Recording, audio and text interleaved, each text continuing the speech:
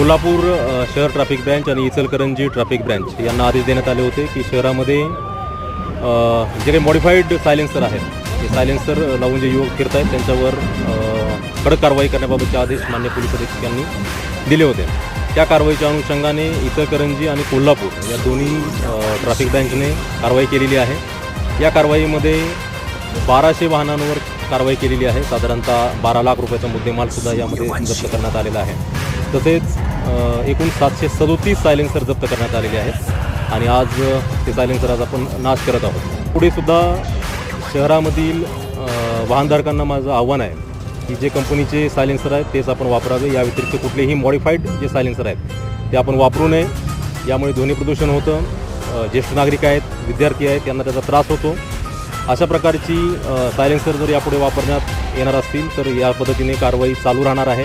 या व्यतिरिक्त फॅन्सी